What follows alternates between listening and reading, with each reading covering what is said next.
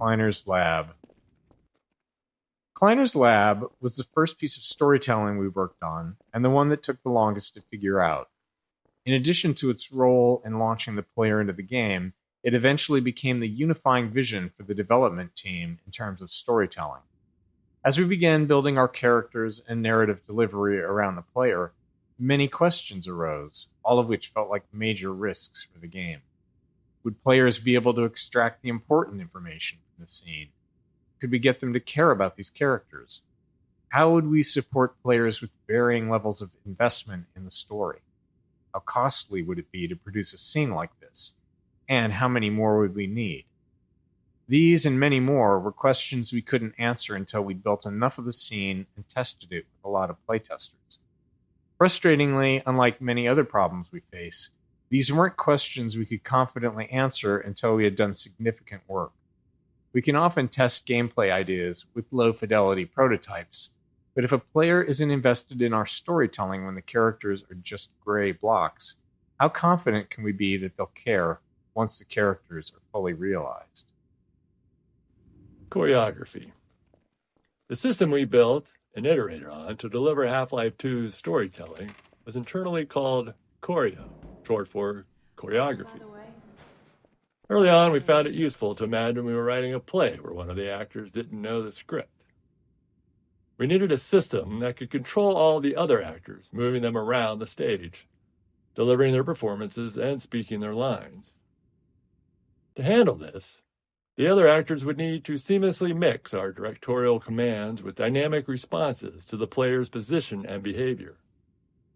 Timing was clearly going to be a major challenge, as any part of the scene might need to lengthen, contract, or even pause, depending on what the player was doing.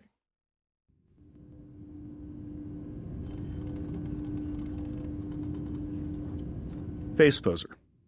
The primary tool we built to power the Choreo system was called FacePoser, an inaccurately named program that allowed our animators to lay out the entire structure of our scenes along a timeline. The timeline contained a series of choreo commands for the actors, along with all the necessary information for them to perform those commands.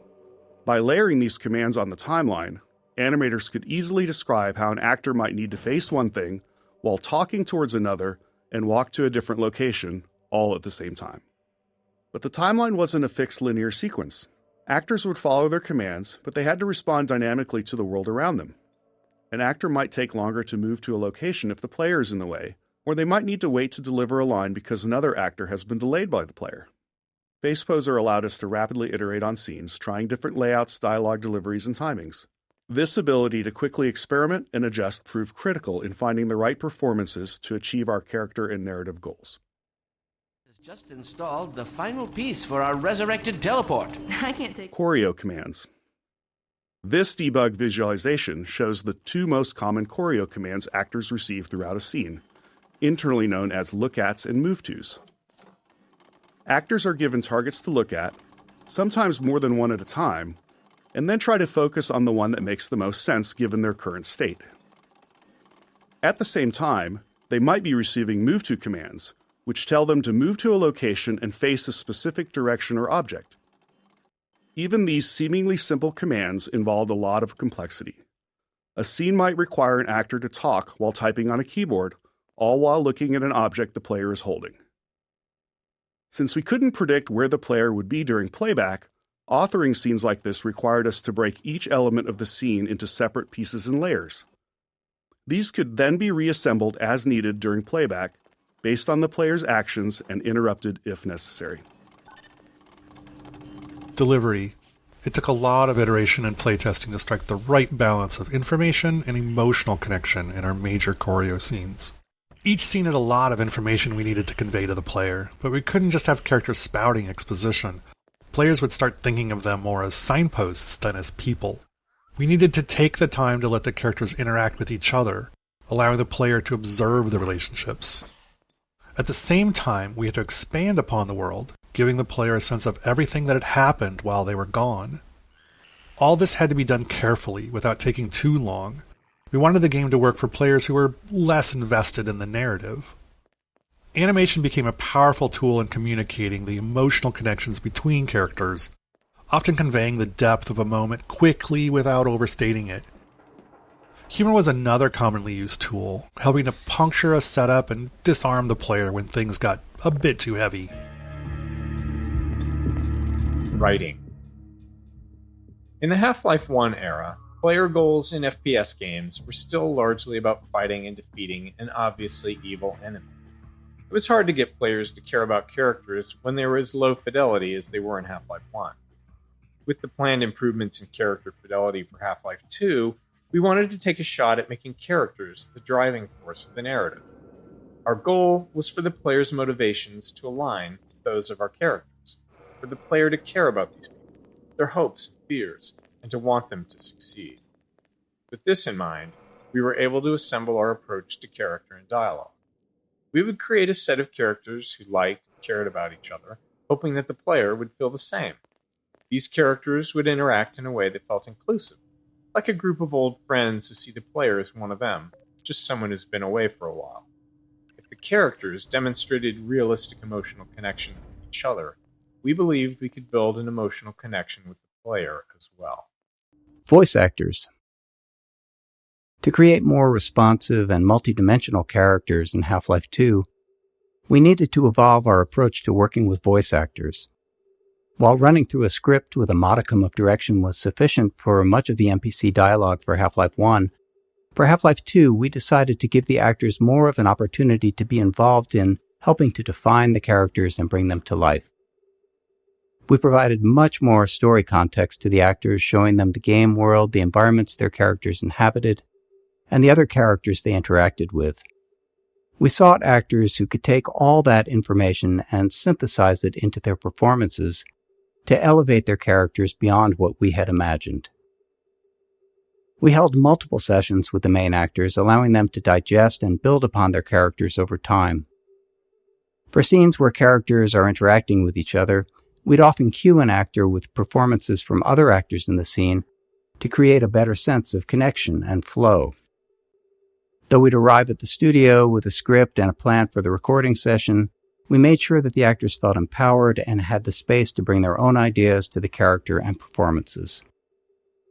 Having animators attend the voiceover sessions also proved critical, as they were responsible for stitching the characters' dialogue together with physical actions and expressions to form the resulting choreo scene. Often, animators found that their plans for how a scene would play out evolved quite a bit after working with the voice actor. Lab interactivity. In our choreo scenes, we have the player trapped for a bit, allowing us to focus on the characters and narrative. To accommodate different players, some deeply invested in the story, others unable to stand still for more than a second, we felt like we needed a constant stream of interesting details on screen. We scattered narrative elements throughout the environment, ensuring some were interactive, essentially toys for the player to tinker with. In some cases, we embedded further storytelling into these, like the cactus mini-teleporter hinting at the upcoming teleporter failure.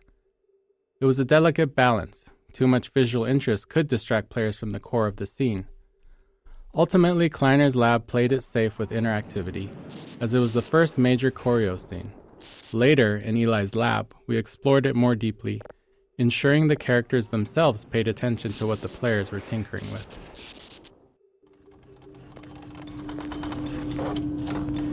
Archetypes.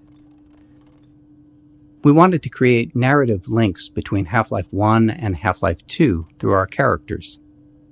Our idea was to design individuals who felt like representations of Half-Life 1's archetypes, so that players might find them familiar, almost as though they'd met them in Half-Life 1 at some point that they couldn't quite remember. We based Dr. Kleiner on the scientist model we felt was the most iconic, and his personality was largely shaped by Hal Robbins, whose voice and performances had defined the Half-Life 1 scientists.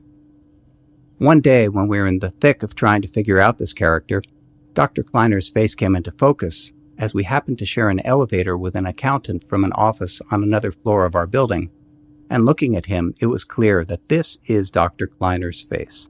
Luckily, he was receptive when we asked if we could photograph him for a video game character.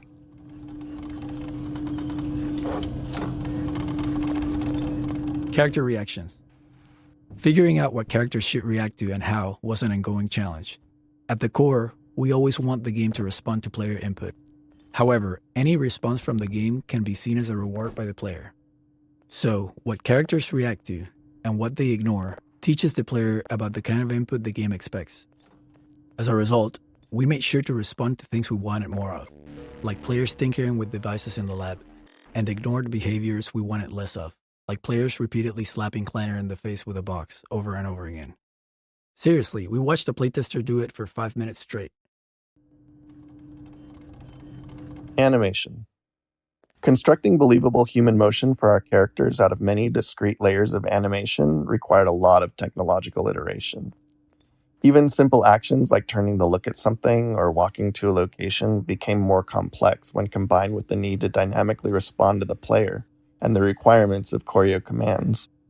For example, turning to look at something had to be fully decomposed, allowing a character to use any combination of its eyes, head, shoulders, upper torso, or full body to face a target.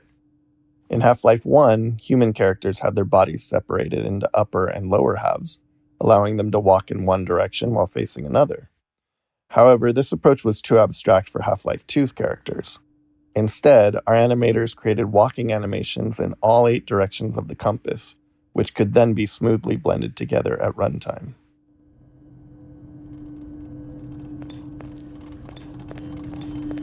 Tone. Setting the right tone for our characters and their dialogue was critical. We aimed for a respectful, almost pleasant style of interaction with the player, while avoiding anything that felt too subservient.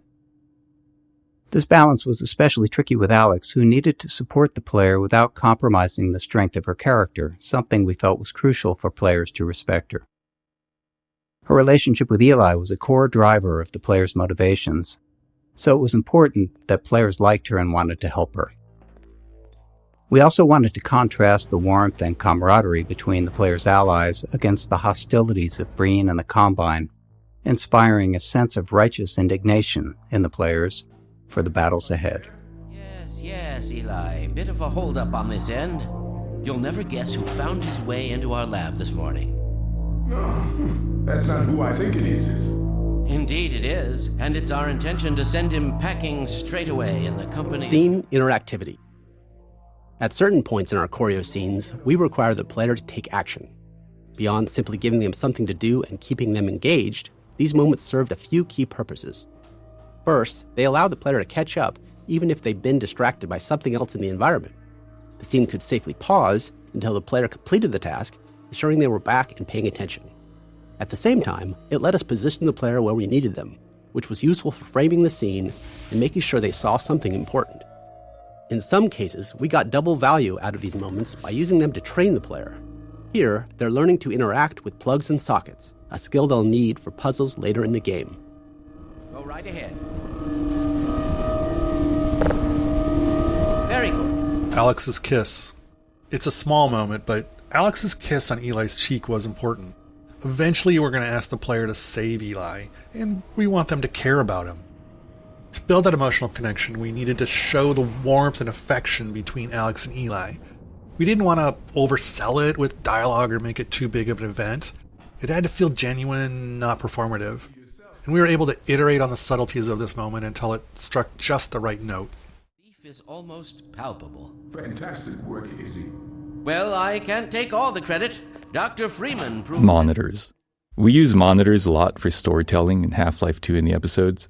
So much so that we even make fun of ourselves for it. The problem is they're just too damn useful. They're fantastic for expanding the world by showing events happening elsewhere, and they provide an easy way to have characters talk without needing to explain how they all got to the player's location. Anyone who's ever written any kind of story, especially one with an ensemble cast, understands the unique frustration of trying to create natural reasons for all of your characters to come together in the same place. In this case, we were really happy with how the monitor allowed Alex to teleport away and then quickly appear in Eli's lab, making everything feel real and connected. Ready to project you, Gordon. Bon voyage, and best of luck in your future endeavors. Final sequence. What the hell? What is it? It's your man, the freaking headhopper! Mark, ready, no! There he is! It's Lamar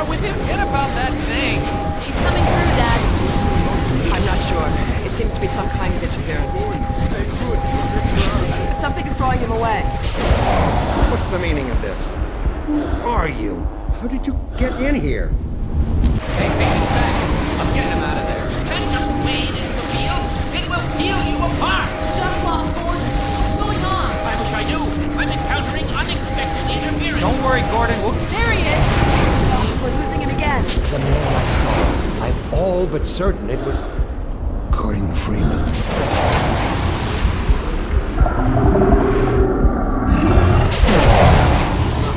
He didn't come through. Then where is he? Behind you. Shut it down. Shut it down. Gordon, you must get out of here. Run! He's down out of sight. I'll come find you.